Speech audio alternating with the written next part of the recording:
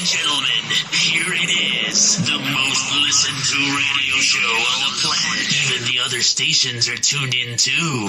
Hey everyone, this is Bradley Edholm, and I've ridden over 1,300 roller coasters, and you're listening to the Coaster Challenge Podcast. Hi, this is Chris from Airtime Thrills, and you're listening to the Coaster Challenge Podcast. Hey everyone, this is Dylan from Blues Coasters, and you're listening to the Coaster Challenge Podcast. Hi, I'm Casey from Block Breaks, and you are listening to the Coaster Challenge Podcast. Hi, I'm Steve Boney, and I work for Mauer Rides. I do their sales in North America and Australia, and you're listening to Coaster Challenge Podcast. Do you accept the Coaster Challenge? Yes, I accept the Coaster Challenge. Do you accept the Coaster Challenge? Coaster Challenge Podcast is here. It's time to face your fears. Get that theme park therapy and lend us both your Coaster Challenge Podcast is here. Your fear can disappear. We know that theme park therapy can dry up all your tears. Do you accept the Coaster Challenge? Yes, I accept the Coaster Challenge. Do you accept the Coaster Challenge? We accept because you know we're not average. You're listening to the Coaster Challenge Podcast. A journey where people become fearful to fearless, all from riding roller coasters. So please, secure your hats and glasses and keep your hands and arms inside the podcast. It's time to accept the Coaster Challenge with your hosts, Andrew Lau. Hey everyone, this is Andrew. I've got a fun guest joining us today. I'm going to enjoy this conversation very much because he's not just a guest, but he's actually a friend of mine. And he's also, I believe, our first recovering Disney adult. And if you're wondering what that means, don't worry, we'll get there. I am very proud and excited to welcome to the podcast Cameron Lau. Welcome, Cameron.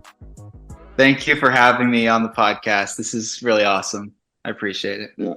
We're happy to have you, and you're one of many examples of people that I've been wanting to have on for a while. It's just we have a crazy long list. It keeps getting longer of people that either we think of and we're talked to about having on the podcast and they want to be on, or people we want to approach, or just people that have come to us. A lot of people keep coming to us, which is great. And actually, you know, it's actually a good time to mention real quick here. We mention this periodically, but any listeners, if you want to tell your story, you want to talk about facing fear, talk about how theme parks have been not just fun for you, but great for your health and improving the quality of your life, you know, any kind of any struggles in your life that it's helped with, you know, please feel free to reach out to any of us, Kim, myself, David, anyone that's producing the podcast here. You're welcome to reach out. We can get you on the list. So can't promise we'll interview you right away, but at least get you on the list. But anyway, Cameron, you were on the list for a while and now you're here. So awesome. Why don't we start off? Yeah, this would be fun. So why don't we start off?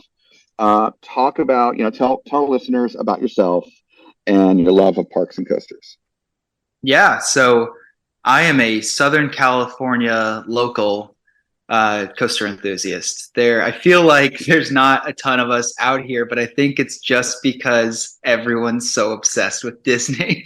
So we've got we're spread out a little bit more out here, I think. But yeah, so I am a Southern California coaster enthusiast. I've been in the community for probably a year or two, at least more actively. But I have loved roller coasters since I was probably 8 years old. Yeah, probably.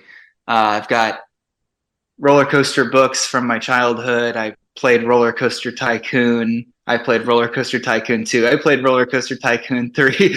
It's been a big part of my life for a long time, but just started to kind of get more active in the community over the last year or so. Nice. That's awesome. Yeah, I remember, I forget who approached you. I want to say maybe you messaged me, but I might be mistaken, you know, on Instagram originally. What is it, back in like the fall of 2021, I think we first started talking. And I appreciate, you know, you joining the community, because I think that was not too long after you kind of joined the Enthusiast community, you know, and kind of got away from another community, which we'll talk about later. And I appreciate that, because it's been awesome connecting with you, of course, hanging out with you and going to, we've been to so many events now. We're about to go to another one, you know, another one. Yeah, 3. Yeah, it's great. Yeah, it's gonna be awesome. But yeah, so I appreciate that you've joined the community. You're a great part of it. And I think you just mentioned something that a lot of other guests mentioned periodically, and we talk about, for example, whether or not someone's enthusiast or not. Kind of a measure if someone's enthusiast. And at the end of the day, if someone's into coasters, they consider themselves an enthusiast. That's it. But just kind of lighthearted here. We talk about people count coasters. They count credits. They're enthusiast. If they count re-rides, they're enthusiast. I think you just gave me another example of how to measure if someone's enthusiast or not. Just reminded me of this. If you have played Roller Coaster Tycoon in your life, you're a enthusiast. Yep. It's part of the deal, I think. I have open Roller Coaster Tycoon 2, the rewritten version on my Mac. Nice. And I play it on airplanes, and flight attendants are so confused when they roll by. That's awesome. So, yeah. That's hilarious. And then you mentioned also about how the enthusiasts in California, SoCal especially, are few and far between. I have to agree with you on that. I lived in California for years, Southern California especially, and as well as Northern California. And it's mostly Disney people. It's a big distraction from the roller coasters. Yeah, a lot of Disney fans, but not many coaster fans. So yeah. So you right now, the coaster enthusiasts that I know, not the Disney enthusiasts in Southern California, friends of mine. There's you. There's my friends Chuck and Chase. There may be a couple others, but it's just not many. So yeah. I've been noticing a lot of youngsters out in the SoCal area getting into coasters, and I really love seeing that. There's a lot of 12 to 19-year-old people kind of showing up at Knott's Berry Farm, which is my home park. So I kind of see them running around together, and I'm like, hey, I appreciate that. There's the next generation right there. Nice. Yeah, no, that's awesome. That's great to see, for sure. So for the first part of the interview, what we do is, because you've listened to our show before, we kind of do what I like to call the theme park time machine, and just kind of talk about some things in the past, and then kind of get into what we call the fear journey. And then we'll move on to some fun stuff, of course, as we always do. So first thing, it's kind of a gimme. It's an easy question. Well, in some cases, it's not easy because people don't remember. But what at least is the coaster that you remember riding first? Or maybe your parents could tell you, maybe they've told you. Yeah, so I've thought about this. I think the very first roller coaster I rode was one of two. It's got to be one of the two. Matterhorn bobsleds at Disneyland Resort, or Giant Dipper at Belmont Park in San Diego. Oh, wow. Nice. And the reason for that, I think my family went to San Diego virtually every summer when I was growing up. I grew up in Phoenix, so we would drive over to the San Diego area and stay for a week. And I think that I had probably got on Giant Dipper as a pretty little guy. But we also went to Disneyland every several years, so it could have been that, but it was one of the two. Okay, so not like Space Mountain or Big Thunder? You think Matterhorn was your first? I think it was Matterhorn bobsleds, yeah. Interesting. Okay, cool. Yeah, I also, it's kind of funny, the parallels, and you and I have talked about this offline. I lived in Arizona for about 5 years, Tucson, because I went to school there, U of A, go Wildcats, and no Sun Devils for me. Anyway, but and living in Arizona, especially in the summertime, getting out to LA or San Diego where it's cooler by the ocean, and I totally get why you guys did that. So it makes sense. It's the number one thing to do in Arizona. Let's go to California. Get out of Arizona. It's to get out of Arizona. Yeah. A number of times I went to Vegas when I lived in Arizona. It's literally in the dozens. Yeah, insane. Right? So, all right, let's talk about the fear journey now. So, what coaster that you've ridden is the one that intimidated you the most before you rode it? I thought about this. I've kind of thought about this listening to the podcast before, and I kind of thought initially, when I was a kid, which one scared me the most, which one was the tallest, whatever. But I think it honestly came a little bit later. I think the one that scared me the most was, let me preface this, I'm very afraid of heights, and I'm a roller coaster enthusiast. Right. It's part of the deal for me. But I think the one that scared me the most was Superman Ultimate Flight at Six Flags Over Georgia. I was probably 12, Okay. something like that. And it was the face down lift hill for me. It was the not knowing how secure I was. I was a roller coaster enthusiast, but I was not an educated one yet, so I didn't really know quite how safe B&M coasters were.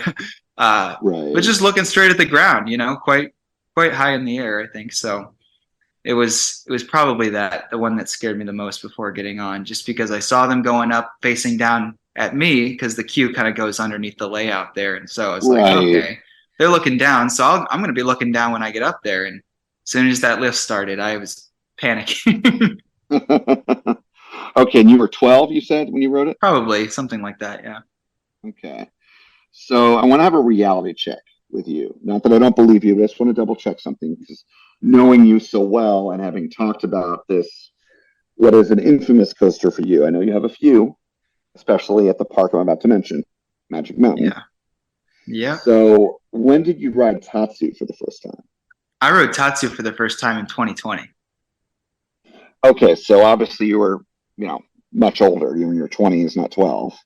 Yeah, so I went to Magic Mountain as a child, but it was my sister who was tall enough for the roller coasters and enjoying it. So I was little. I remember riding the Scrambler, whatever that is. I think it's called Scrambler.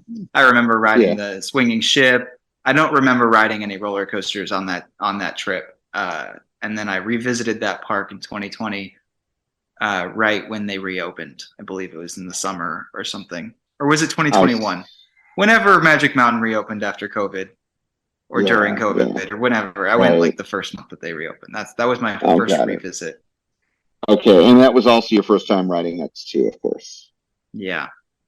Okay, now I met you soon after, especially if it was 2021, because that's when you and I first started talking, was 2021, and then we met early last year in person for the first time.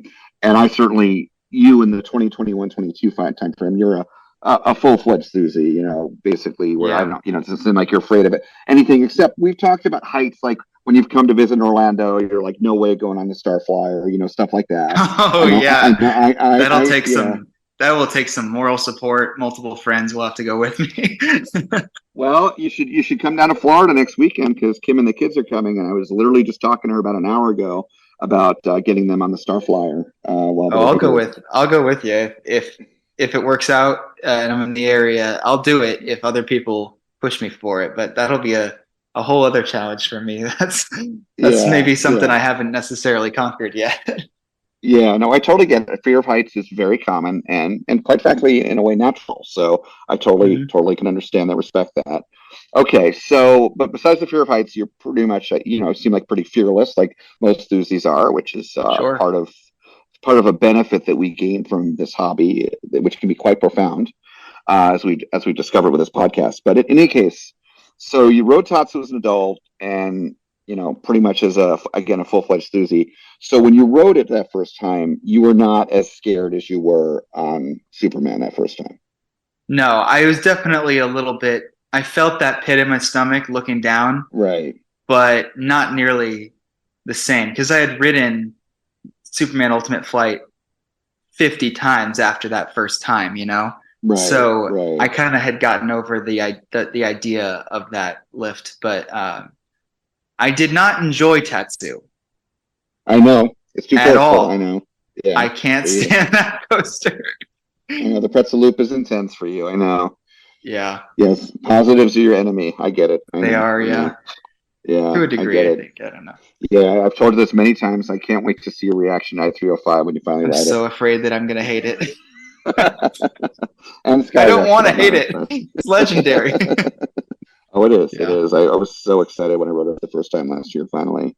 Well overdue. But anyways, so talk to me. Well, first of all, when would you say your fear went away when you rode Superman Ultimate Flight that first time? Like, what part of the ride? Was it off the lift hill, or?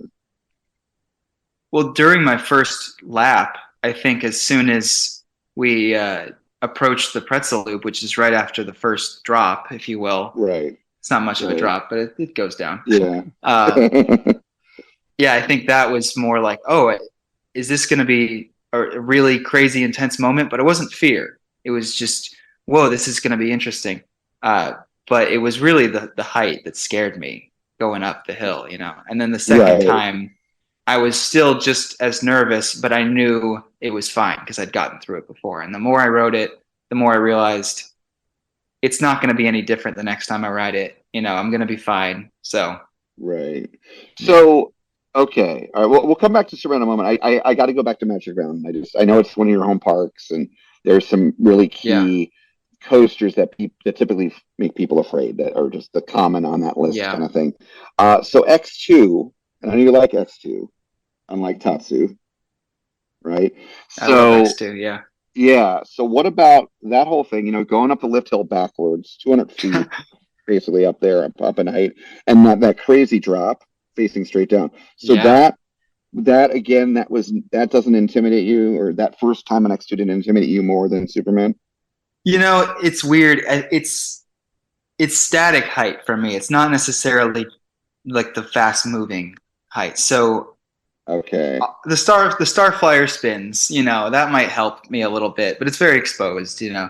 It's that feeling of just kind of static height. I would much rather ride a swinging Ferris wheel like Pixar Pal Around than the static version. You know, it's just that still height that bothers me. Getting on top of tall buildings, you know, on the rooftop deck, that scares me. I mean, I just get real nervous with it. But I'm not a complete wreck. But Right. But it's definitely something, you know. Yeah. So basically, it's because of the restraint system on Superman Ultimate Flight, because you're facing down. Yeah, it's just part of the experience. But that was versus that made me nervous the first time. But you know, it's a really cool model. I really have enjoyed the others. I've ridden 2 of the Superman Ultimate Flight clones. I've ridden Manta at SeaWorld Orlando, and I've ridden Tatsu, and I think those are the only flyers that I've ridden. I haven't been to Great Adventure, so for their Superman. So, and with X2, because it's not a conventional coaster, but the seating is sort of conventional in that you're sitting down, you're not facing down or suspended. So it's a wing coaster. So in a wing like that, you're going up a lift hill. It's not as intimidating as I mean, there's a catwalk below you, pretty much on either side of the track. That's part of it. And let me just talk about my first ride on X2 just for 5 seconds. Sure. It's not the craziest thing it's not the craziest moment I've had or anything, but it certainly is a very memorable one. My first ride on X2 had come at the end of the day when I thought it was never going to open, because, you know, it's rarely open.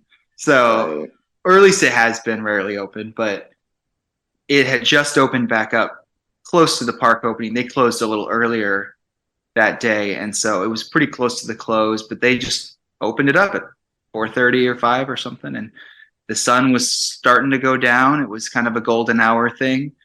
I was the first one there. I got a row 7 Zen ride. It was the most wonderful experience of my life. Outside seat or inside seat? Inside seat, right side of the train, if you're looking down the lift hill. Right. Okay. Gotcha. Yeah. Nice. Okay. Nice. So and all the audio and fire was working. It was just wonderful. That's like the perfect ride. Nice. Yeah. It's good memory. Yeah. That's awesome. So, yeah, I mean, it's interesting. I mean, obviously, when you were 12, that was long before Fly opened. But for people like yourself that are big-time enthusiasts but afraid of heights, and you're not the only one. We've talked to many. I've got many friends that are like that. In a way, Fly is the ideal flying coaster to start with, because, and again, I've promised on this podcast to not reveal the loading system and how amazing and ingenious it is, other than to say it is amazing and ingenious, and because of how flexible it is and what they can do on the ride before it even really functions as a coaster. And that's all I'll say. It's amazing. But basically, you don't deal with, facing down, going slowly, at a tall height because it's a launch coaster, and Right. and so it's very different than dealing with a B&M flyer, with a lift hill, especially some like Tatsu or like the Superman clones and things like that. So anyway, probably some drastically different forces too, right? Oh yeah, well not only is it the only flying coaster with launches, but it's the only one with airtime too, which is airtime on a flying coaster is amazing. Wow. Yeah. And I learned a trick from someone I was hanging out with at Fantasyland last time I went there a few months ago, about how to get more airtime. But it's not something. Yeah. Anyway, that's something I can talk to you about offline. It's Enthusiast, basically. Yeah. Anyway, but make sure to talk to me before you go there for the first time. So yeah, obviously I'm sure you will, because I will. I know we've talked about how much I love helping people plan park visits, and it's my number one park. So I know it so well now because I've just that's so awesome. Invested myself in Fantasyland. I love it so much. But anyway, yeah. So all right. So coming back to your fear journey. So how did you feel when you got off of Superman Ultimate Flight the first time? Overjoyed. I thought the whole gliding experience was just so unique. I mean, at least earlier that day, what I'd ridden was sort of front to back of that park, Six Flags Over Georgia. I was Georgia Cyclone, the Dan Woody that kind of, was okay. And then I had ridden a really smooth B&M Hyper. I'd ridden really rough Vekoma Looper, Ninja, now Blue Hawk. And then I had just gotten off of one of the roughest coasters I've ever ridden, Great American Scream Machine. Oh, yes. I don't know where it is now, but I know it was rough then. So it's pretty bad. Yeah. So I was kind of like on all these, sit down coasters, and it was, it's a fun day. And then I got on Superman Ultimate Flight, had that fear experience on the lift. And then I was like, whoa, this is a whole different thing. This is, we're inverting, but I'm laying down. I don't know what's going on. I'm facing, I'm doing a twist face forward. It was just really unique. And it's not that long of a ride, but I probably rode it 3 or 4 times just because I was like, hey, this is really interesting. So. Gotcha. So that fear of heights going up that lift hill that first time, it was far outweighed by the time you got off the ride by the dynamics of the ride itself, everything after the lift. Yeah, and just knowing that even on the the following years that I'd ridden it, I just knew that at the top of that lift hill, I'd probably be really scared, at least inside, and then as soon as that's over, I'm gonna have a great experience. So it far outweighed the fear, just knowing that there was a great experience on the other side of it. And I think that I probably feel the same way even today, riding coasters like B&M Hypers, stuff like Goliath at Magic Mountain, just tall coasters that have slow lift hills. And those things, I kind of feel the height, kind of have that nervousness, just, being up there, but knowing that it's going to be followed by a really fantastic experience. So. Right. And actually, I mean, the B&M Hypers and Gigas, I mean, they're not super slow. They're not like Woodies, but they're not super fast lift hills versus, obviously I know you've not been on I-305. We just talked about that. You've not been to Cedar Point, right? No, I know, right? I'm going this year. So nice. So Millennium Force, it was the first to have Intamin's elevator lift system. Which, so that'll, not that you have this fear now, but you'll like that it goes up fast. It's more comfortable, I guess, for you. And sure. And what's interesting about Intamin, by the way, just a quick thing on that, quick aside, that elevator lift system on Millennium Force, it doesn't make a big difference because Millennium Force, ironically, its name is not very forceful, but that same lift system exists on like I-305. On Conda, and of course on Skyrush, and especially Conda and Skyrush. That fast lift, even though it's not a launch, makes a huge difference going in the drop. The drop, the beginning of the drop on Skyrush is legendary. It's absolutely legendary. It's incredible.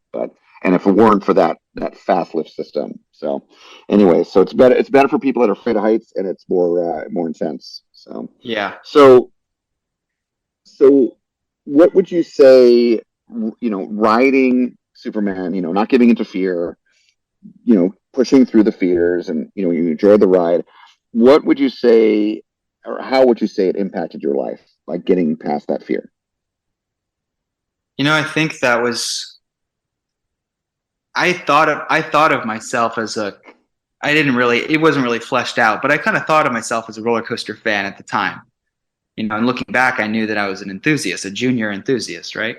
Right. But I think after that, I realized that it was probably the first time that I was really challenged that much by a coaster I thought that I could probably handle, just knowing it from some book or website or whatever I knew about it from. Then I get up right next to it and I realize it's going to freak me out a little bit. So I think that after that I realized that there are coasters out there that are going to freak me out. They're going to scare me a little bit. Maybe not all the time, but I think that really affected me, just knowing that there's always going to be another challenge, and as a coaster enthusiast today at 25, I'm not afraid of roller coasters, not really, but I haven't been skydiving.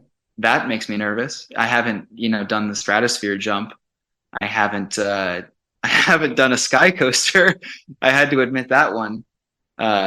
Those things are height fears that are going to be huge challenges for me. And there's always going to be something, I think that's really something that stuck with me. Right. But at least you've plateaued with coasters as far as, for the most part, coasters don't scare you anymore. Yeah, I'm never going to be nervous to walk into a queue of any roller coaster out there. Right. And yeah, I mean, obviously, and this is something that happens with a lot of enthusiasts, is some of them, I mean, yeah, I feel fearless when it comes to pretty much any ride, coasters, flat rides, etc. I go on flat rides now that I used to be afraid of. But I don't have this this nagging urge. There's some things you do. And again, each of us is different. There's no right, wrong, or indifferent here. No right or wrong, I should say. But I do have Thuzy friends. Actually, you met one of them last year at the event we're going to in a few weeks, the Coaster Kudallywood event. My friend Adam Torres, who actually he's another one on the list for this podcast. He said he wants to be on. And Adam's, you've met him. He's hilarious. Oh, yeah. Really interesting guy. Makes funny videos online. And we'll talk about that when we interview him. But he's become obsessed with skydiving this past year, and he's certified skydiving now. And there's others that I know of, friends and whatnot, enthusiasts that have moved on to other things while still doing coasters. But I know each of us is different. But yeah, I have confidence that. I talk a lot about on this podcast. You probably heard me in episodes you've listened to about how facing fear is sort of like building muscles at the gym. Sure. And that as we face it again and again, like even riding, some people, like Raptor Joe, Joe, riding Mako again and again, thousands of times. Unlike McLean, she's not doing it for therapeutic reasons. She's doing it because she loves B&M and she loves Mako. But I would even say, even if you're riding the same coaster again and again, you're building up that the ability to face fear and not even have fear affect you really, and not just on coasters but anything. So I believe, as because you're a fairly young guy, and you've been on what, 200 some odd coasters, 217 roller coasters. Right. That's right. Velocicoaster. I was there. We rode that, and that was your 200th. That was epic. 200th. Yeah, it was Kim and Jay's 200th too. Yeah, interesting. You share that same milestone. But anyways, you're just getting started, and I know that there's parks that overseas you haven't been to yet, or even coasters. Like 305 we talked about, Skyrush, and others. Going to Cedar Point for the first time this year. I'm excited for you for that.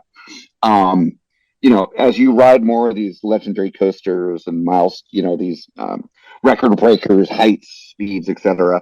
I think you'll build up your fear resistance, and maybe you'll go skydiving one day. I know that's probably crazy because you feel. Well, actually, I just messaged Adam Torres about skydiving and his journey with that. I wanted to know what got him, out of the plane. I wanted to know kind of what his process was, what got him into it, how that all works, the certification. And I knew that he had been doing that. So I wanted to ask, because I've never been skydiving, and I always thought that I would do it at some point, but I haven't yet. And so I've been really seriously considering it. I just, I wanted to get a perspective from someone that, does it all the time. So. Yeah, that's a really good point. And I've been curious about it too. And I've talked about it a little bit, but kind of purposely, because I knew I'd be eventually interviewing here on the podcast. He's a good friend of mine. He's a great storyteller. He's a super friendly guy, funny, entertaining. He would be great to have on the show. So I kind of purposely, I don't like hearing people's stories if I can avoid it before I interview them. I want to kind of get it real time, because I want to be able to react, honestly, or not honestly, but I want to react in the best way possible, hearing it that first time. So, but when I have him on the show here, I definitely, that's some, I always like to customize the interview. Like, we've got at least one question for you, maybe a couple questions that are unique to you based on what I know about you that we'll get to later. But I definitely want to ask him about his skydiving journey, because I'm curious, and I'm sure listeners are curious, because the percentage of people that go skydiving is much smaller than the percentage of people that ride roller coasters, obviously. Absolutely. So, yeah. So you're talking about falling, as high as 4,500 feet, from the earth to the earth in a controlled, safe train on a track, versus out of the sky, thousands of feet up there. That's a whole other thing. So that's something that really piques my interest. Yeah, same. It's a whole other level. Yeah, for sure. So how would you say the coasters and parks have had a significant positive impact on you in any other ways besides kind of separating fear and just kind of looking at the bigger picture? Yeah, as a child, it was a family thing. It was very much my sisters and my parents and I would enjoy SeaWorld San Diego and Belmont. It's just the one coaster there, but that was a big part of my childhood, and Disneyland every once in a while. And that was kind of something that I enjoyed. I was starting to understand my place in that. And then I think as I've gotten older, it's become much more of a central part of my life, because it is a social environment that offers so much more to, at least to me, than I think, your average 25-year-old's Friday night. And I think that it's just, there's a lot of things that I enjoy about the theme parks. It kind of brings all of those social elements together. They have food, they have, exciting experiences and rides and shows and, just atmosphere. And it's a place to hang out. And of course, you're paying to be there, but you're paying to be at a bar, you're paying to be, at a movie or whatever you're doing, So this is, I feel like, offers something to me that is a very, safe environment for me to enjoy myself to the fullest and meet new friends. I think that's a huge part of it for me. I've met so many insanely close friends from Disneyland, from the roller coaster community, from just the coaster community online. Even, obviously, it's been a big part of my social world, and it's gotten me, some really awesome friends along the way that I just probably would never have met people like this that share the same interests. And it's a very diverse community. You can find people that you share values with, and there's people that you can learn from too. It's just a really awesome outlet for that. Yeah, no, that's a very good point. And it's interesting. That question is very different than the question that, I'm going to ask you towards the end, which is, share some advice with our listeners. And what I mean by being different is the advice for listeners question. We're well over 100 episodes now. So over 100 interviews, different people. And each person basically has given different advice. No two people have given the same advice, which is incredible. I mean, the more time goes on, the more that continues happening, the more incredible that is. But for the question that you just answered about the main impact that parks and coasters have had kind of on a 30,000 foot level, it's very common, and there's nothing wrong with this, what you just said. I feel the same way. I would answer the same question the same way, in terms of the social aspects. And I've made so many friends. I love the social aspects of this hobby, and it's very powerful. And because human beings are social by nature, most of us. Yeah. And we crave that, and having. I mean, there's so much. I mean, yeah, there are problems in the community. There's controversies. There's negativity. I've gotten caught up in it at times. But for the most part, for myself, my experience in the community have been overwhelmingly positive. Besides those kind of isolated issues and occasions where I've gotten caught in some negativity. I know obviously you've had some. You might relate to that later, but I'm not saying the coast community, but elsewhere and other park related things. But overwhelmingly it's been positive, and I love it. And it's interesting. I never thought about this until talking to you and hearing you give your answer. I have a number of hobbies, as you know. You and I have a lot in common. We both love movies. We both go to the movie theater. Yeah. I'm probably a lot more interested in cars than you, but you have kind of the interest, especially because your dad, I know loves cars, and you kind of he does. love sharing that with him and all that, which is awesome. I love loving cars. I love seeing that with you and your dad. But going to the movies, I go with friends. I go by myself. I do both. And it doesn't matter at the end of the day, because movies, it's not social. You're not going to talk during the movies. You better not, at the theater. And you might talk afterwards. You might go to dinner, grab a drink and talk about what you just saw. And that's cool. That part is nice. But other than that, it's not social, and then the other main hobby that I have, I have interests and passions that are things that I do at home. Like I love video games when I have time for them, stuff like that, technology. But in terms of out and about things, those are my three main hobbies: coasters and parks, movies, and then my other is cars. And I'm part of car clubs. I've been in many car clubs. I'm a volunteer coordinator for the Florida Tesla Club for Tesla owners of Florida. And I love being a part of that and giving my time. And it can be social because we go on drives, but we kind of have to force it to be social because we'll have like a dinner or lunch before afterwards, and that's when it's social. But it's not social when you're driving because everyone's in separate cars, but they're fun. I love doing that, but there's a lot of things that get in the way of being social in those other hobbies. So maybe that's why I really appreciate the social aspects of being a coaster enthusiast, because the other hobbies that I have that I spend a lot of time on don't have that as much. Sure. Yeah. Anyways, but you kind of realize that. But again, very poignant that you find the social aspects to be the most valuable, because again, they're huge. They're very important, and they're actually another way that parks and coasters are good for our mental health, because being social, enjoying friends' company, having friends support, laughing with friends telling jokes. The first time we hung out, finally meeting up as friends in real life, and you got to, I love when friends meet other friends. Yes. And I know, and that day was amazing. You meeting Larry and Jean and Nick at Dollywood. And again, now we're all very close friends. We're doing the same thing again, now with a bigger group. Yeah. But again, you've hung out with Larry and Jean since then. And I don't think you've seen Nick though since last Not year, since right? that trip, no. Yeah, he's been a little busy in his personal life. He hasn't been traveling as much. But again, we all, that day became, we became instant friends, all of us. And, it's just so poignant and so awesome. And, I love it. Yeah. I love it.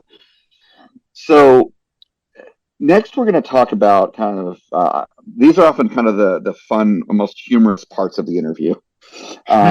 Just a few questions. These usually have very interesting answers, but whatever the answers are, they are. So you kind of alluded to this earlier. You were talking about X2, and it's not your craziest moment on a coaster. It's not. Well, what is your craziest moment on a coaster? Up until the craziest moment, I feel like X2, my first ride on X2 was very special to me. But it could never live up to Trimless Voyage, the full train. I knew that's what you were going to say. I knew that's what you were going to say. Yep. Nothing like it. Nothing like it. Yeah, one of my favorite things to do and again, this is that social thing again, as a coaster enthusiast, as a parks enthusiast, is to take someone or go with, a friend, especially a good friend, to a park that I love, get them on a ride that I love that they've not been to yet. They've not been to that park. They've not been on that coaster yet. And so I remember last year, you know, you and I had already met, and I think it was the second time we hung out was at Hollywood Nights last year. And I remember, you know, talking to you beforehand, and you know, I could tell because of how much you enjoyed when we met for the first time at Dollywood, Thunderhead, which is amazing, and Lightning Rod. You know that, and I think you had already been on Outlaw Run at that point, right? I think Outlaw Run was one of my favorites at the time. Yeah, it still is. It was one of my number ones. Yeah, it's one of my best, one of my favorite RMCs, and so you, like me, really like Woody's, and so I'm like, I knew the Voyage would be special for you, and so I was so excited to be there and ride Voyage with you for the first time, and just all the insanity that Hollywood Nights was, especially last year with the smaller attendance. You know, I know I rode it like 20 some odd times. I know you rode it more than me because I rode it 28 times. So I've ridden it 28 times total. Yeah. And I did it out of order. So I'd never been to Holiday World before, and I rode the Voyage first. So I remember that park has 3 of the best wooden coasters out there, 3 world-class Woodies, and I rode them in, you know, descending order of so I had the Voyage experience first, and you know, maybe I should have done it, maybe I should have worked my way up, because you know, it was pretty jarring the first ride even during the day. Yep, I remember that. So, that day ride we had, before the evening. Yeah, that's right. Yeah, for me, the first time I went to Hollywood World was the previous Hollywood Nights in 2021, which you know, the infamous one, as Susie's referred to it as, with the very unfortunate tragedy of the woman dying, not related to the event, right before the event was starting that evening, and so we didn't get to ride it that evening, which I myself perfectly understand. You know what happened, given what happened, but because of that, and maybe it wouldn't have been this way otherwise. And David, he was there with me. He and I both went for the first time that year. We wound up doing things in the right order. You know, we did Raven, then Legend, then Voyage the next day. And that you bring up an interesting topic, because when I was younger and like a junior Susie, like you refer to them as, I did that thing, and it wasn't out of fear or anything like that. It was a build up. It was like saving the dessert for last, the favorite thing for last. I did like the smallest coasters first, built up to like what are, you know, the biggest, or the ones that are known to be the best. Now I just go for the best ones first. I'm like, because you never know, they might go down. I'm probably going to rides, you know. So I just have a different approach that as a full-fledged Susie now than I did. Yeah, but anyways. So so craziest moment. I mean, obviously with that full train, trimless, getting that night ride. That was your first night ride with that full train, of course, because we were filling them up every ride basically. Yeah, but just the energy of a full train of enthusiasts that could not be bothered to be anywhere else in the world but right there, you know. Yeah, and I have been to many theme park events, enthusiast events, you know, special events just at parks in general. And I have 2 favorites. One of them is Phantasialand's Wintertraum. And that's not a Thusi event. That's a seasonal event. It's what the park is from mid to late November until January, late January when they close. And it's their Winterfest. It means Winter Dream. And again, that's not a Thusi event, but the number of and the quality of the unique things they do for that event, the night rides and the shows and everything else. Wow. And the decorations, it's some of the most beautiful park decorations. The whole thing. It makes it the best, my favorite theme park event in the world. But then Hollywood Nights is and again, I've been to many Thusi events. It is my favorite Thusi event. And part of why it's not just, I mean, I love Voyage and I love Voyage at night, but really why it's my favorite Thusi event is not necessarily that. First and foremost, it's the social. Again, there's the social, the social hit it right on the aspect. head there. Yeah. Yeah, I wish. I mean, you know, it is what it is. We don't cry over spilt milk or anything. But I wish there was an alternate world where you and I had met like a year earlier, and you could have come to Hollywood Nights in 2021, because that's when Larry and Gene were there that year. And Chuck, you would love. You've not met Chuck. You would love Chuck. You need to. And he lives in Southern California. We need to get you guys because you would get along so well. Anyways, but Chuck was so many. That's when I met Kim for the first time. Although Kim was there the next year, but there were so many more friends there, so many more people there. But even with all that, even this past year with less people, there were still so many awesome people to hang out with, but like you nailed it, riding Voyage at night, you can feel that electricity, you can feel that energy. Yeah, it's intense. It is. As a ride, the ride's intense, but the energy's intense to match it. So and I saw how you were getting emotional from it. And I love seeing that, your journey. I love that journey with you. So 100%. Yeah. So I know this already, and our listeners probably are figuring this out too. But just to make it official, what is your favorite coaster? The Voyage at Holiday World, built in 2006 by the Gravity Group. Yeah. No, I have so much respect for that. It's not my number one, but and again, at the end of the day, it's all opinions. That's we each can have our own favorites. Absolutely. But again, we're when I interview people, I like to relate and talk about people's favorites, and Voyage is not my number one because of my love for Intamin. Right. And especially the multi-launch coasters. The Intamin's multi-launch, their modern multi-launch coasters, their Blitz coasters are just dominating my top 10 more and more.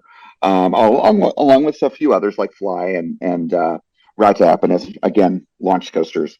Yeah. But Voyage is in my top 10, and it is my number one, Woody. I mean, there is nothing that comes close in terms of wooden coasters, and I don't rank them separately, but if I did, it would be my number one, Woody. I mean, it is. So, so I totally understand it. One of the things that I love about Voyage is how Holiday World, how it's a labor of love for them, and how well they maintain that ride. It is incredible. It is so. I don't know even how to describe it. It is so. We're so grateful as enthusiasts for that park. For what they put into it. Yeah, we're very lucky to have that park, and the Cook family, and everything they've done to keep that park going, and not just Voyage, but everything.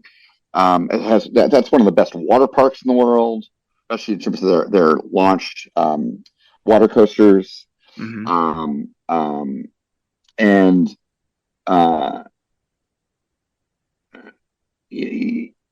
Their wooden coaster collection is fantastic. All of them are great, but Voyage stands above the rest. Thunderbird is my favorite B&M wing. It's so good, so good. I mean, and this park's beautiful, and just the food, just everything. That park is fantastic. It's one of my favorite parks. This Voyage is just amazing how they maintain it. And I'm excited to ride it again. You and I both be there with Larry and Gene and a whole bunch of other friends. So excited. More of our friends are getting in this year, which is it's going to be. I'm so looking forward to it. Yeah. But they've done a lot of work on Voyage this year on retracking. They have, so it's exciting. So, for Hollywood Nights this year, again, I'm so grateful to be able to go. Like that is just something else. Like the privilege that is, Yeah. But yeah. Last year was my first time to the park and to the event at the same time.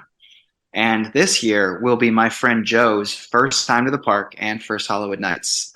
He is one of my guest tickets. So I will be able to have that experience of facilitating that for somebody else, which is also a privilege. So I'm looking forward to that. Nice. Like what I went through with you last year. You're kind of now. Exactly. Yeah. You're kind of like passing the baton. That's awesome. That's really cool. Yeah, I think the best way to do Holiday World for the first time is to do Hollywood Nights. I mean, that's just, It's the same thing with Phantasialand.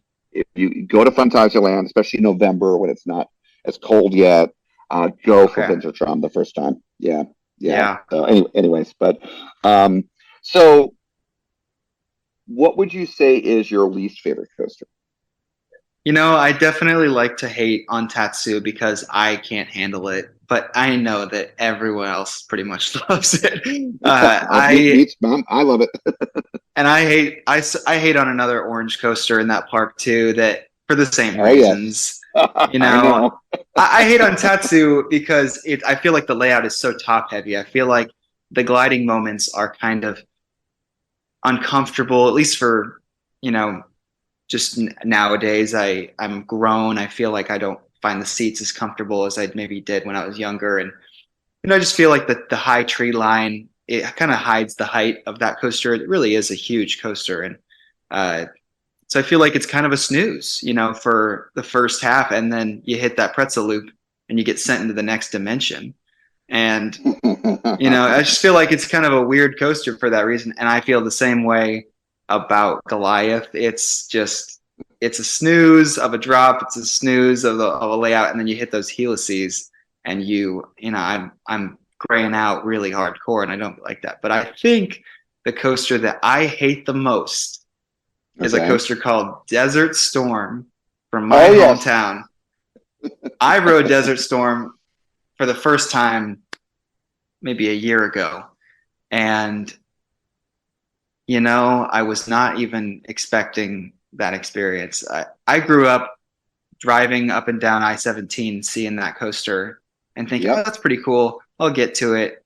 I'm busy. And I don't know why I didn't ride it. I don't know what prevented me, but I finally got around to it, and I cannot believe I rode it twice. Looking back, I'm like, why did I even do that? It's a Hopkins looper, and it's got two strange loops, and the second of which I feel like is dangerously profiled. The front row ride sent my brain into some real pain, and I just don't think that anyone should ride that roller coaster. So, yeah, interesting. I can't relate to the Desert Storm, and Jean, who's probably listening right now, is going to be screaming at me through her headphones or however she's listening to this in the car or whatnot, because as Jean says, as you know, we don't leave credits on the table. We don't.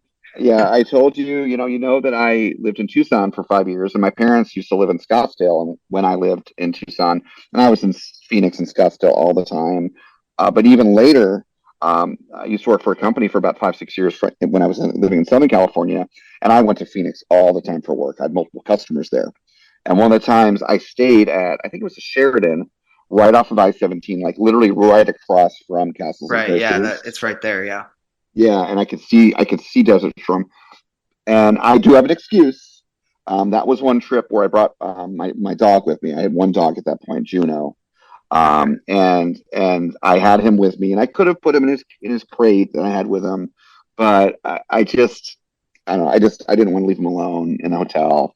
I just didn't feel comfortable.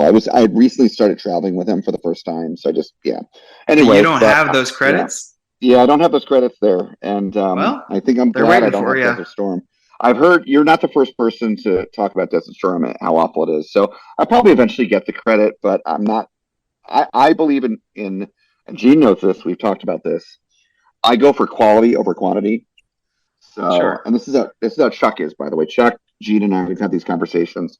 I love celebrating milestones. I love increasing my credit count, but I do it not by going and seeking out all the SBFs and all the FEC coasters and all that. I do ride some of those, and I ride the mountain coasters, but I like mountain coasters at least. And I rode Spinning Parrots with you last year. That was a credit for me that time when I rode it, just like you. Yeah, and that was fun because I was riding with a friend. That helps. But yeah, I don't go crazy seeking out credits like that. But I do go crazy seeking out, like going to legendary parks like Europa Phantasialand or Fuji Q, and and getting legendary coasters. It's a credit dump, but it's a fun one. Yeah. So I'm more about quality again. Like I want to get on Tutatis, maybe this year, if not next year, and but it's all about getting those quality coasters. I feel like that's going to be the love child of Pantheon and Velocicoaster for you, and that just looks incredible. Yes. So. Yeah. Oh yes, and also was it Batman, the one at WB? Yeah. These things are going to start popping up everywhere. Well, rumors that I've heard, which I won't go into, there are going to be a lot more popping up around. Oh, I've heard a few whispers. Yeah, maybe not so far from home for you and I. So yeah, time will tell. Time will tell. But any case, yeah, we don't like to talk too specifically about rumors here on the podcast. So that's all I'm going to say there. But you mentioned your your favorite hyper, quote unquote favorite, Goliath. It's a 255 foot orange wire hanger, an eyesore, and I will be there in the parking lot with a old school lawn chair, a bucket of popcorn, and an umbrella. Maybe I'll have a grill. We'll have a full tailgate just to watch it come down one day. Whenever that day is, I'll be there. I'll make T-shirts. It'll be fantastic. Yeah, you definitely. We don't talk a lot about that or any of the GMLO's coasters, that or Titan, or whatnot. They're not exactly the most famous manufacturer, but you definitely are the one that I know, whether it be on the podcast or off, that talks so vehemently against it. And hey, that's your opinion. You have a right to it. I get it. I don't know why. I just like to hate on it. I mean, it's better than not having a hyper, right? I don't know. Yeah. Well, yeah, I get it. I get it. So I take it based on what you said earlier on here in our discussion that the first time you rode that was 2020 or 2021. That's right. Yeah. Which is amazing that I probably had an opportunity to ride it before, but I kind of had a lull in my enthusiasm, if you will, from when I was a kid to my late teens, early 20s.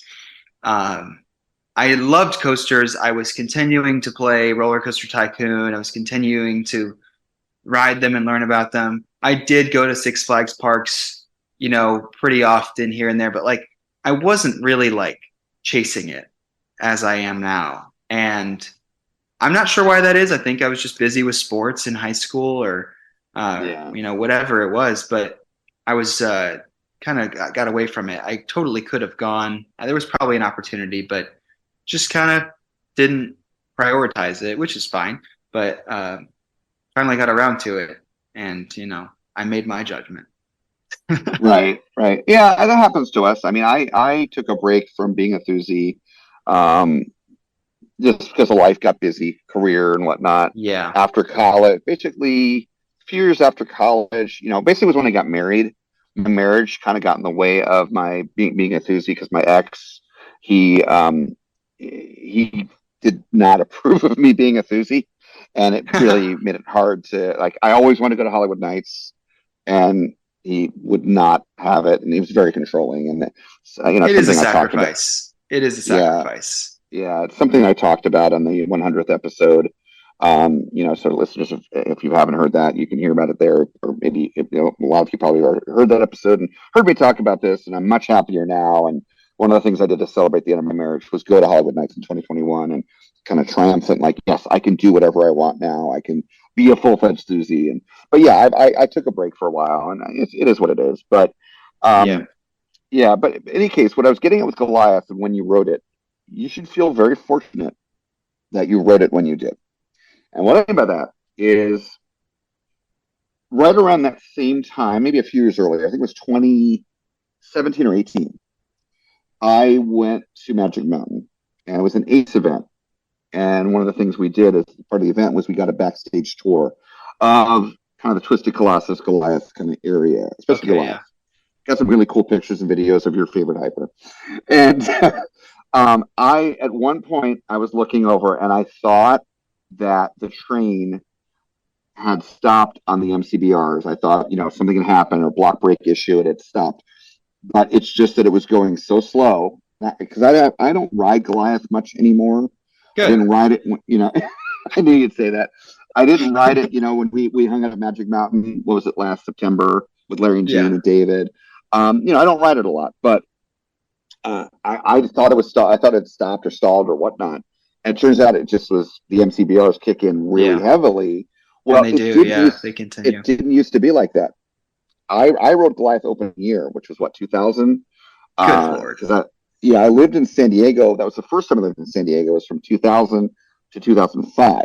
So I was there for X's opening, wow. Goliath, Deja Vu. That was peak Magic Mountain for me as far as like new coasters and stuff. Because Yeah. Deja Vu, when it first opened, before it got turned into its being named Goliath as well, but moving to Six Flags New England, different Yeah. Goliath, confusing Six Flags. When it first opened, it was fantastic. I mean, I love Gibbs. At least the Gibbs that I've ridden, I've only ridden Deja Vu. I've not ridden one. any. Yeah, which one have you ridden? The one in Silverwood? Or? I rode Deja Vu at Over Georgia when it was there during the ride rotation program. Oh, okay. So what year was that? I have no idea. I just know that it happened. I know it wasn't there very long. Right. I rode it in probably the third row or something like that, and that was another challenging one because of looking down during the. Oh yeah, yeah. In reverse, the reverse lift or whatever you call it. Whatever. I think I only rode it once, but I did ride it. Interesting. Okay. Yeah, I've not been to Silverwood. That's on my list, and ride the one there. I almost rode the one in Shanghai.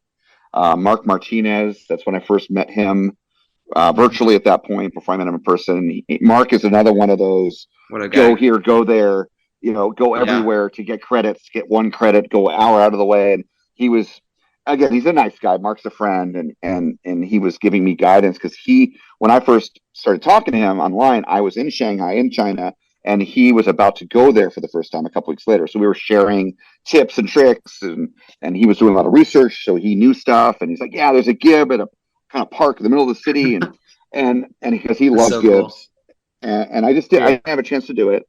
Didn't have time. I was very busy, but I did a lot of credits that trip. But anyway, I've only ridden Deja Vu, and it was amazing. And likewise, Goliath, when it first opened, was amazing. For many years, I thought it was amazing. But one of the reasons why I thought it was amazing, I love positives, as you know. So I love I-305. And the MCBRs, it always trimmed, but it was nowhere near as severe as it is more recently. And that is the only coaster, even I-305, I do not, listeners won't believe me, I do not gray out on I-305 at all.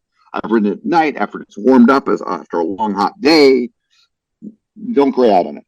But on classic OG, if you will, Goliath and Magic Mountain, I would gray out on that Helix, and I loved it.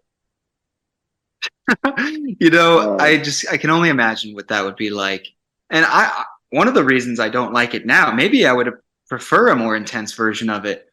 One of the reasons I don't like it now is that those helices are really intense, but it comes off of a really terrible pacing moment where you are sitting on that mid-course, and if you're in the left side of the train, you are slowly, especially in the front of the train, you are slowly curving downward, and you're just wearing a lap bar. It feels so exposed. You feel like you might just fall right down, out of the train just because you're leaning to the side with a pretty simple old school lap bar. And, that's the kind of thing that makes me nervous. I do not like that mid-course. But then you still get all those positives, which is just not my thing. I mean, Silver Bullet is one of my home park coasters. I work in Anaheim, so I have 15 minutes up the road to Buena Park, and I'm on Silver Bullet, which is often the easiest one to jump on. But I love that layout. That last Helix is rough for me, but I've learned to love it because I like the rest of the layout, and it's not that long of a wait. So Right. Well, speaking of Anaheim, here's a segue. So I know from the many, if you look at all of our phone calls, times we've hung out in person, all of our messages, whether it be iMessage or Instagram message, probably the many hours of conversing that you and I have had. Sure. We have talked about one aspect of yourself, which is fairly unique. And I'm curious. That's why I want to ask you about the chapter we skipped thus far. Yes. So you have, over the past few years, pivoted from being, as you have coined it, a Disney adult, to a full-fledged Thuzy. So, whatever you'd like to share about, what was going on there, why you pivoted. Yeah. Let me describe that for you. Or even, just what it's been like pivoting into being a coaster Thuzy. Yeah, I'm curious. Yeah. So one thing I love probably just as much, if not more, than roller coasters is just themed entertainment in general. I mean, I am crazy for theme parks, just as much I am as amusement parks, So Yep. I think that Disneyland Resort was probably the most cherished park for me, or destination for me as a kid, just because we didn't go as often. Of course, it's much more spectacular than something like SeaWorld San Diego, as much fun as that was. Yeah. Disneyland is just, fully encompassing, it has a lot to offer there. And so that was really special to me. I had always loved the Disney history, the stories behind it, the methods of Imagineering that have gone from, innovative but primitive by our standards today, and now up to something like Tron that you're seeing, and Guardians of the Galaxy, Cosmic Rewind, all this incredible synergy of different contractors and designers and what have you, that have put together these amazing attractions. That's just something that I've grown and just grown to crave so much. So Disneyland Resort was always a big part of my fandom, I guess. And in my late teens, I got a Disneyland Resort annual pass. Ooh. Yeah. So that happened, and I started going. I didn't live there. I didn't live here in California yet, but I was flying in. I was driving over. Whatever wherever I was at during high school and college. I was coming over to Anaheim to go to Disneyland, and eventually it became, like I'd mentioned before, a huge part of my social world. And I have had great friends, close friends, best friends, girlfriends, through that experience. And it just became a really central part of my, I don't want to say identity, but I definitely identified in that community of pass holders and cast members. I never worked there, but very close with a lot of the cast members as well. So that was just a big part of my world. But 2020 was rough for a lot of people. And that was the year, of course, that the parks closed for a while. I was there on the last night in March before the parks closed for, quote, 2 weeks. 2 weeks turned into a long time after that, and eventually our passes were revoked and refunded, at least partially. And after that, obviously things got a little dicey and out there, and people just kind of go their separate ways. So a lot of my friends that I had in the community, either moved away or just started doing other things, and we really didn't have that activity to share. We thought we did. We thought we could do virtual stuff. We thought we could go to downtown Disney eventually, and it just really wasn't the same. And so COVID kind of ruined that for me in a lot of ways, just because Disneyland was never really the same. Especially now with reservations that are part of the deal to even have a pass. You want to go all the time, without restriction. You still got to get a reservation. You're paying $1,600 for the pass. It's just kind of crazy. So it's just really never been the same. And I've been so grateful for that, because that has offered me the opportunity to shift gears and focus back on roller coasters, the thing that really got me into it in the first place. Because my favorite attractions were always, Matterhorn bobsleds, Space Mountain, Incredicoaster. Well, California Screamin' is the one I remember, I guess, the most. Sure. All those, it was the roller coasters, really. I mean, it's really any tracked experience I enjoy. I love the Disneyland Railroad, but so, it's really just been the biggest gift, because I've been able to shift gears and go to some roller coaster events and meet great friends like you and Larry and Gene and Nick, and I don't know, name anybody. So Kim, I mean, so many, Kim, I at Hollywood Nights I had a special experience, I think, with Kim, because we got to hang out for like 2 hours or so, just me and her. So I got to hear Yeah. her experience as an enthusiast, and I got to hear her journey. She's faced some of the same sort of things as David. It's with kind of a weight loss journey. Yep. And Yep. that's really inspiring, especially her as a mom and what she does for a living. It's just a whole boatload of things that kind of gave me a really good perspective on everybody's different journey and what they've sacrificed and what they've done to be where they are today. So Yeah. I mean, everyone has a story. Some stories are more elaborate or interesting than others, or more involved, I should say. Kim's one of those, and I remember the first time I met her. First couple times we hung out. A little bit of Hollywood Nights in 2021, and then later, next time I saw Kim was at our meetup. In our first season, we had a big meetup at Velocicoaster, taking over a whole train, and spent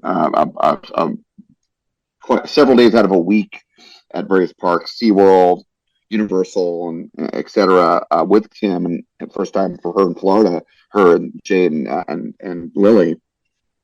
I remember we were in line for Velocicoaster, and she was telling me probably some similar things she's told you about family experiences and challenges she's been through, the weight loss journey, and yeah, she's got quite a story, and she talks about various facets of it periodically here in the podcast and in her interviews, and it's great. It's great. And I'm glad that you're again experiencing that positive social aspects of this community. Yeah. I like coining terms. I am a bi-thuzy in that I love coasters and I love themed entertainment, themed parks, themed rides, dark rides, shows, and I know you're very much the same way. And I know you kind of moved past Disney. I know you don't you'll still perhaps go and stuff, and you occasionally go to Disneyland, but you kind of moved on. Yeah. But I know what you love, and that's another thing we share. Live entertainment and concerts and musicals and theme park shows and all that stuff. We talked about ice skating shows and like the amazing ones I've seen over in Europe, and and just did a cruise. By the way, did you get to see that video yet? It didn't. It wasn't loading on my phone. Like it. I don't know if it was the being out in the ocean, or whatever. Right. But it wasn't like coming in clearly. But I got to. It finally like came up on my phone, so I got to watch. That was really incredible. It reminded me of the Iron Lotus from Blades of Glory. Nice. No, well, now it was the Prop Mary one. You saw that one? Yeah. That was the best. That was the best routine. That was the best part of that show. The show was amazing. But anyways, yeah, the internet and the ships is challenging. But yeah, I love it. You and I both love ice skating shows and stuff like that. So, and it is, I am so excited for a number of my friends who've not been to go to some of these legendary parks in Europe. But I think you're at like the top of the list because of everything I know about you and the things we share. Because people, when you take Disneyland's an amazing park, Disney World. Yeah. Again, some of the best theming. But the coasters, again, I love Tron, I love Guardians, I love Space Mountain, but they're not the most intense coasters. For the most part, Disney doesn't have inversions. I mean, Rock and Roller Coaster and Credit Coaster here in the U.S., that's pretty much it. They're light on the thrill factor, and they're typically not the best in the world type coasters. And then you have Universal, and that's why I love Universal here in the U.S. They're kind of the best of both worlds. They have amazing theming and the dark rides and great water rides and all that. The great shows. Great events like Horror Nights, for example. And then they have great coasters. They have great coasters. Hagrid's and Velocicoaster and Hulk and et cetera, Mummy. But unfortunately, here in the U.S., that sort of great blend is very uncommon. You've got Universal, and then to some degree, Busch Gardens Williamsburg has that because they have great theming and some great coasters, but it's not at that. It's still mainly level. The coasters, yeah. Yeah, it's still not quite there. And you've got Dollywood and Silver Dollar City, which, in my opinion, those are kind of the below Universal, not much below, but they're right there at the cream of the crop along with Universal. As far as they're so unique and special in their own way. Oh yeah, they're great parks. I love them. And in terms of blending theming and thrilling coasters and other rides, but all of that, including Universal, it just pales to some of the parks in Europe. And knowing what you love and knowing that you do still love theming and amazing shows and themed entertainment. For you, when you go to Europa Park and Phantasialand, Yep, that two excitement of that my top bucket list parks. Yeah. yeah, the excitement I saw out of you riding Voyage for the first time and the night rides and everything, that's going to pale in comparison to how much you're going to flip out when you go to those two parks. Yeah. You're going to be in I am the heaven. biggest cheerleader for Europa Park. I post about Europa Park. I tell everybody I know about it, and it's just like, I don't know. It's just like it's so alluring to me. This, sort of coaster destination, as well as some of the best themed entertainment out there in the industry. It is. Europa is incredible. I basically made it now where I go to Europa and Phantasialand. I'm committed to going there once a year, at least once a year. All right. Well, I already figured out when I'm going to go there this year. I mean, some enthusiasts might think I'm crazy. Andrew, why aren't you going to Australia, someplace you haven't been? Again, quality over quantity. Those parks, I get so emotional in them. Just riding Fly and Terran alone, let alone everything else I love at Phantasialand. And there's so much that I love there. And then in Europa, again, so many good experiences, great coasters, Blue Fire, Euromir, Wodan is one of my favorite wooden coasters. It's pretty much my favorite GCI. I mean, so many. Wow. It's just the tip of the iceberg. But yeah, they're just at a whole nother level. Yeah. So I think, just pertaining to the question about pivoting from a Disney adult to a coaster enthusiast, I think going to those two parks, and I'm sure that you'll do it this way because they're only a few hours from each other driving. You'll do both in the same trip. It's going to be a life-changing experience, and I think it's going to kind of take you full circle because you're going to realize, and again, beyond what Universal, Dollywood, and Silver Isle City do, that you can have it all. Yeah. You can have some of the most thrilling coasters with the best theming, along with amazing flat rides and water rides and shows and food and just everything. And that's what Europa and Phantasialand do. And I've heard the food is incredible at both of those parks. So. Oh my God. And cheap too. I'm not serious about doing this. But if I were going to have to leave the U.S., I would move to Germany. You could handle I would probably live in Cologne, which is just outside of Brühl, where Phantasialand is, and I would be in heaven. But at least once they start offering season passes again, otherwise I'd be buying lots of day tickets. Something you said is interesting. I like pivoting from Disney to kind of the rest of the world, because it really is like you're having your eyes opened when you realize how deep into the Disney community you've been. It's just like all the things I loved about Disney, I didn't realize quite what was out there, as far as the whole themed entertainment industry. So getting to go to IAAPA for the first time last year was really special. I got to see all of it kind of in action in its purest form, kind of exhibitions of each element of it individually and how it all comes together. Like you go to the trade show and you're seeing all of these different elements exhibited individually. And then you go to something like the IAAPA Celebrates event and you see it all come together in one park in this case, it was Islands of Adventure, but parks like that utilize all of these different services and companies and things, all of those things at the same time in this beautiful harmony. And that's just what I've come to appreciate since leaving the Disney community. Is that it's not just Disney doing these things. It's all over the world in all different kinds of ways. It's Sally Dark rides in Jacksonville building incredible rides, and it's Mock rides in Germany doing their thing. And it's, KCL Engineering doing lighting for all kinds of attractions. It's all of these things out there that I can find a way to appreciate in their own way. And so that's something that I think that's probably been the thing I've appreciated the most about leaving the Disney community is that Imagineering gets a lot of credit, and that's great. Right. But there are so many others out there that are doing incredible work. And so that's sort of my take on that, I guess. Yeah, no, I mean, you bring up a point, kind of like there's that Disney bubble where Yeah. people that are in it, and you used to be in it as a Disney adult. I'm part time in it because I have a Disney annual pass. I had a Disneyland annual pass for years, and I have Disney World annual pass now, living in Orlando, and I go to Disney maybe a couple times a month, sometimes more, based on people visiting and going into the parks with them, which I love doing, with visitors. But I don't spend a lot of time there. But I'm part time in the bubble, but I'm also outside the bubble because it's part time. Yeah. But there are a lot of people I know that they are just in the Disney bubble, and they don't Yep. realize they've got the blinders on. They don't realize there's all this other stuff going on. And Universal, in Orlando, versus Walt Disney World, has really been stepping it up. As you've seen it, you've been there. Oh, yeah, absolutely. They have.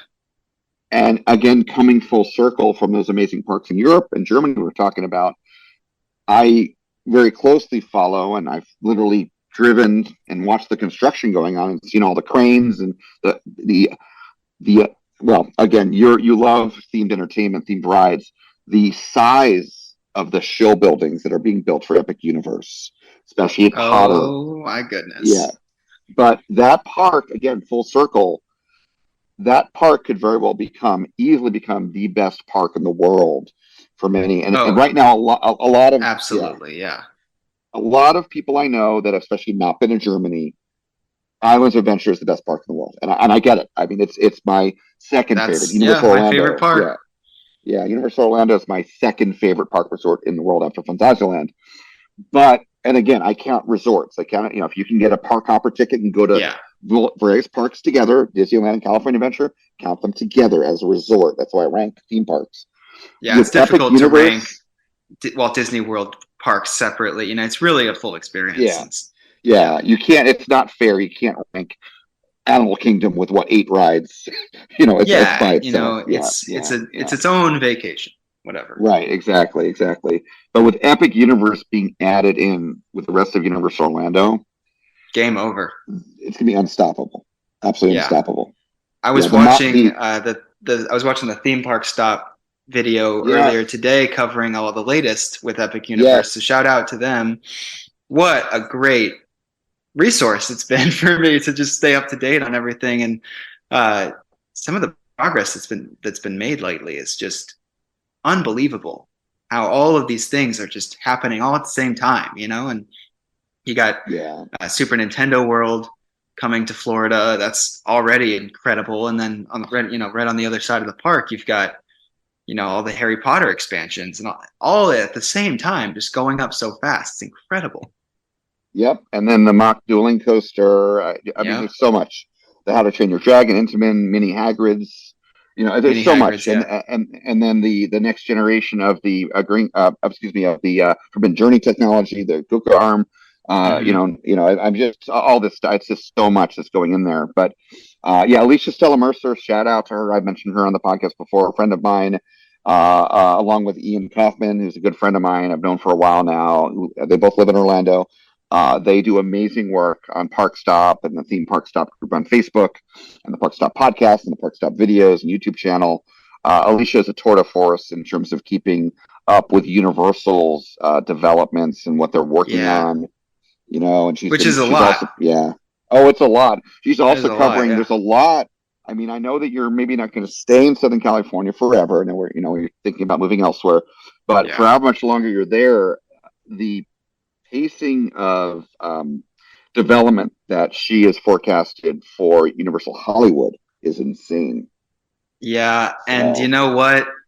The moment that it was announced that both Animal Actors, the Animal show, and the special effects show, those two shows are beside each other in the park, if you've never been there. And the moment that was announced that they'd both be closing forever, I think we all started to realize, all right, this is real.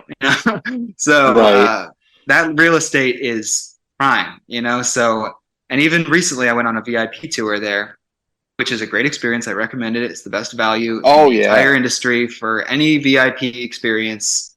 Absolutely do it if you have one day at Universal Hollywood. And my tour guide said, a few whispers have been coming around the team member, groups, and they've been talking about some of the possibilities for it, and the rumors seem to be, based in truth at least. So. Yep. And Alicia, and again, we don't get, as I said earlier, we don't get too deep in the rumors. That's why I've been kind of glancing over and just talking in very general terms here. But for those of you interested in learning more about what Universal's doing on both coasts, both in Hollywood and Orlando, I highly encourage you. The Park Stop group on Facebook and the Park Stop podcast and YouTube channel. Alicia and her buddy Ian, her partner in crime, they do amazing work. Alicia, I had the pleasure of meeting love. them briefly, but I had the pleasure of meeting them at IAPA, and I put 2 and 2 together, and I was like, oh, I watched that channel. That's right. Yeah, Yeah. I think it was when I ran into them. I think were you with me? Yeah, at that I was point? holding the Ben's pretzel, that's for sure. Yeah. It was great running into them there. I don't see them very often. They keep pretty busy. But yeah, they're great people. But any case, so moving on from the future of theme parks, but which is very exciting.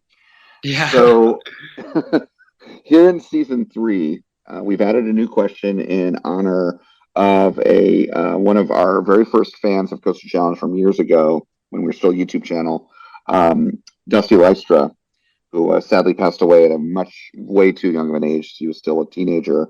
And in light of what happened to him and how much it impacted, especially David, who was very close with him, we've added this new question, which is very poignant. It's a thought-provoking one. So, Cameron, how would you like your family, your friends, your colleagues, those that connected with you in life, to remember you when you're gone? I think that the way I live my life now, at least the way that I imagine that I do and I try to do, is I think it reflects that pretty well. Not everybody understands my love for theme parks and roller coasters. And they don't have to. But I think they can all agree that I'm passionate about it and that I've put a certain level of myself into it to get something out of it, to find that reward in it. And I think that I want to be remembered as somebody that didn't hold back and that did the things that he wanted to do and that did the things he needed to do for other people. And I just, want to be remembered as a friend and not just someone that sat next to somebody on the voyage. I want to be, because that's really what this is all about, especially for enthusiasts. We don't go to the events to ride roller coasters. We go to the events to ride roller coasters with other people that love it as much as we do, So that's kind of what this is all about for me. I want to be remembered as a friend that was there for people and that, gave it his all in everything. And I'm a very passionate, emotional person. And I think that, at least I hope that has had a positive effect on mine and others' lives. So. Absolutely. Very well said, Cameron. I very much can relate. I'm a very passionate person myself, emotional. And sometimes our emotions get the better of us and, we have pitfalls and we stumble in life, but it's not important that we stumble. What's important is that we get back up and we learn and we grow. But right. I relate to a lot of people very well. I mean, I work in sales and I'm a personal person and I love talking to people, engaging people, helping people. And that's in my personal life too, like taking people to parks and making sure they have the best day ever, especially their first visit or, whenever it may be. Kim's come to visit with the kids. They've already been to all the parks we're going to, but I'm going to make sure that they have the best day possible and just make it special. That's what I love doing. I love helping people. But I relate to everyone well, but I especially relate to people that have passion like me. And you're one of those. Kim's like that. Various other friends. My friend Anthony, you met Anthony. He's like that. Bennett is very much like that. So many friends are like that. And I love that you have passion, and I see that in various aspects of relating to you as a friend. And I think it's great that you want to be seen as someone that was a passionate person that lived life to its fullest, and that you enjoyed that passion with your friends. I mean, you really can't look for more meaning in life than that, right? It's pretty powerful. And you don't find joy in things that just are gratification necessarily. You can find happiness, you can find, a lot of, short-term, pleasantness from it, but really I think giving of yourself and, finding the people that you can invest in and the people that can invest in you, that's giving. And I think that's where you can find real joy in knowing that, it's not all about just spending money and getting what you want out of a Velocicoaster, but as much fun as that is, you want to do that with people that, are really positively affecting your life and not necessarily just, let's go crazy, so it's fun to go crazy, but it really is fulfilling when you can do it with those that, that love you and that you love them. So. Absolutely. And that's why I tend to, there's two reasons why I tend to only go to the parks with friends. One is I've got other interests. Actually, three reasons. One, I've got other interests. I keep busy with other things and traveling. I rediscovered how much I love cruises. I just went on one cruise, as talked offline. I've just booked two more, and there's that.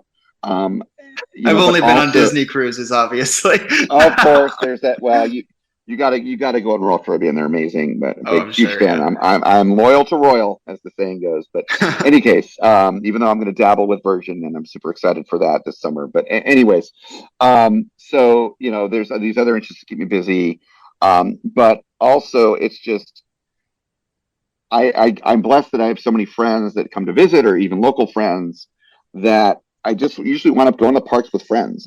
I'm not someone that just, I feel like going to a park today, because I already spend enough time in the parks when I have friends visiting or just local friends going with me. But, and that's how I look at it. And maybe it's because you and I are very similar in that way, in many ways, that, I enjoy that social company, and I just got so many other stuff going on. Yeah, I'm just going to the parks when I've got people to go with, and I've got other things going on, just, beyond that. Because I have been to parks by myself before, but I'm just doing that less and less. And I think, because it is more meaningful to go with other people. Yeah. And, share those experiences. Just, I guess one last little tidbit on that is a good friend that I met through Hollywood Nights last year is Jeff Joyner. Oh, yes. And he said something recently that really stuck with me. And the happiest people are the most thankful people you know. Yeah. So I want to be remembered as somebody that's grateful as heck for everything that he has and everything that he works for. So I think that I am grateful to no end for the experiences that I've had with you and with Larry and Jean and with all these other friends, and even just the solo experiences I've had. I'm so incredibly grateful for it. So I think that's what's provided me the most happiness and joy through this all. So amen to that. And Jeff is one of the wisest people I know. Yeah. Well, Larry and Jean, and again, it's no coincidence that three of them are very close. And again, I've been blessed to spend a lot of time with Jeff. He's always great about when I go to Kings Island, even though he's busy, travels a lot. He's always makes it to spend some time with me. And we had a great time hanging out with him along with Kim, because we shared an Airbnb with him and for Hollywood Nights last year. And he's just I love when I was taking breaks from Voyage, I was talking to Jeff, because he doesn't ride much. He's not a big enthusiast. Can't ride Voyage too much. It's too intense, to ride a lot for him. And so I hung out with him and talked to him. And I love talking to smart people that have a lot of life experience, because you can learn so much. And I want to appreciate them and show them how much I appreciate them. To your point, I love what Jeff said about the most happy people are people that are thankful. That is so poignant. I've not heard him say that before, because people that take life for granted and take things for granted, they're not appreciating life, and they're glancing over the things that are important. And it's so deep. And I'm not surprised at all that Jeff would say something like that. That's fantastic. So thank you for sharing that. So speaking of people that are wise and sharing advice, here's another segue. I'm doing good with the segues today. You've been helping me. You mentioned Anaheim earlier. So what about the Coaster Challenge mission, of course. We've been through the fear journey today and talked about how parks are meaningful to you. Given the mission, do you have any advice you'd like to share with our listeners? Yeah, I guess it kind of goes hand in hand with how I want to be remembered. I mean, I understand, life is short and I'm young. Yeah, like, I'm not, a 90-year-old man standing here saying life is short, but it's short, life goes by fast. I feel like I was a teenager yesterday, and so I think there's a lot of things that you can kind of glean, but be thankful for what you have, and find the joy in what you do have, because you won't have it forever. I mean, I think that when I was a Disney adult, I kind of knew that it wasn't forever. I kind of knew that it was too good to be true. And, when that came to an end, I was provided with something even better. So I could not be more grateful. But yeah, I guess I would just say be grateful for what you have. And, that goes in with your health too. I mean, like, I am not just riding roller coasters and drinking boysenberry punch every evening. I understand, the mental aspect of the mental health aspect of it is very physical. It's about being in the sun and getting that sunlight and getting exercise. I am in the gym. I'm playing volleyball, at the beach or whatever, which is another privilege of living in California. But, you got to take care of yourself, and you got to understand that, life is short, and you got to just kind of steward what you have to the best of your ability, because it will bring you a lot more fulfillment than just letting life fly by. So Yeah, no, definitely, that's great advice. And actually, I don't know if anyone has shared that advice before about not taking life for granted, and not just letting it go by. No, but that nonetheless is great advice, so thank you for sharing. And you are, I've got friends, all kinds of friends, lots of friends. I'm blessed with just amazing friends like yourself and others. And those friends correspond to very young, teenagers, I've got some friends that are like 19, 20, 21, a lot of enthusiasts like you're talking about in Southern California are that age. And I've got friends like you and Bennett and some of my closest, coaster friends, they're kind of in their 20s. yeah. And then I've got, David and Kim, kind of 30s and 40s, around my age. And I've got people like Larry and Gene in their 60s, and Jeff, and, it's Chuck's up there too, and just across the wide age. But you are one of the most mature people I know, and you're only 25. And I know that is because you had a fantastic, oh, absolutely. You have a fantastic upbringing, and how close you are with your parents, your sisters. You have a very, very strong upbringing, with great values taught to you, and I know you've cherished that and value that, and I do, and you are very fortunate, and I know you don't take that for granted. But you are very wise, especially for your age, and I mean that with the uttermost compliments. And what you just shared there, a lot of people that are 25, they wouldn't think about that because they've got their whole life ahead of them. And again, a lot of younger people, they take things for granted, and so you're fortunate that you already early on in life are seeing the value, and realizing you can't take life for granted. So that's great. Thank you. Yeah, absolutely. So last thing we'll do here, as we always do, is if our listeners would like to kind of get in touch with you and start chatting with you, and just like you and I did originally on Instagram or whatnot, whatever you'd like to share in terms of how listeners can find you on social media, website, YouTube, whatever you'd like to share. Yeah, I'm on Instagram at Cameron Coasting. It's Cameron. And Cameron Coasting on Instagram. It's a personal Instagram, but it's mostly just to document my enthusiast adventures, for the most part. But yeah, give me a follow, and But if you are ever in Southern California, I'll be around here probably, and I'm at Knott's on weeknights, and hit me up. Yeah.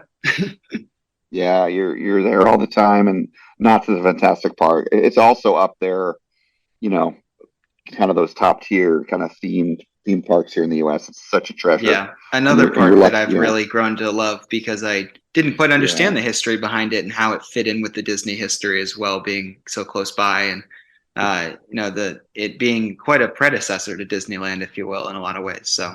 Oh yeah, and I love Disneyland, but there are certain things that Knott's does better. One thing is Knott's Scary Farm. Yeah, and there's things that Disneyland just wouldn't have without Knott's. So those are things that I've really come to appreciate a lot. So yeah, I'm there quite a bit. Yeah. So listeners, if you come into Knott's, look Cameron up. So maybe you can hang out. I love to be there, but I love to be there with, friends new and old. So nice. That's awesome. I know you always have a great time there, as do I. Well, thank you so much, Cameron. I really appreciate, you've been an awesome friend, and I knew you'd be great on the podcast. You're very engaging and you're very, like I said, very wise. And thank you for sharing some of your stories. And I really appreciate you taking the time. Absolutely. Our pleasure. Our pleasure. If you enjoyed today's episode, be sure to like and subscribe wherever you get your podcast. If you want to see more of us, we upload every Friday. Be sure to like us on Facebook, Instagram, Twitter, and YouTube. All at Coaster Challenge. Links are in the description below. Thanks for joining us here today.